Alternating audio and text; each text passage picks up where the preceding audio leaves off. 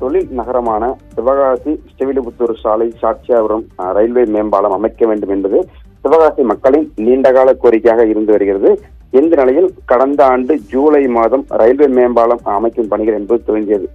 மத்திய அரசின் ரூபாய் 10 கோடி மதிப்பிலும் மாநில அரசின் 61 கோடி மதிப்பிலான சுமார் 77 கோடி மதிப்பில் 700 மீட்டர் நீளமும் 12 மீட்டர் அகலம் கொண்ட இந்த மேம்பாலம் அமைக்கும் பணி என்பது நடைபெற்று வருகிறது. தற்போது இந்த பாலம் அமைக்கும் என்பது நிறைவு பெற்றிருக்கிறது. 2026 பிப்ரவரி 15ஆம் தேதிக்குள் பணிகள் முடிக்கப்பட வேண்டும் என்ற பணிகள் திட்டமிடப்பட்ட நிலையில் பணிகள் துரிதமாக நடைபெற்றதன் காரணமாக அதற்கு முன்னதாக பணிகள் என்பது முடிக்கப்பட்டிருக்கிறது. பொதுமக்கள் மத்தியில் மிகவும் வரவேற்பை பெற்றிருக்கிறது.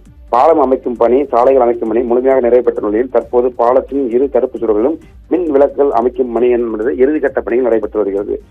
விரைவில் மக்கள் பயன்பாட்டிற்கு இந்த பாலம் வரும் என சிவகாசி மக்கள் எதிர்பார்க்கிறார்கள். தொடர்ந்து இதன் கழுவிப்பாறை காட்சிகள் இருப்பது தற்போது வெளியாகி வருகிறது.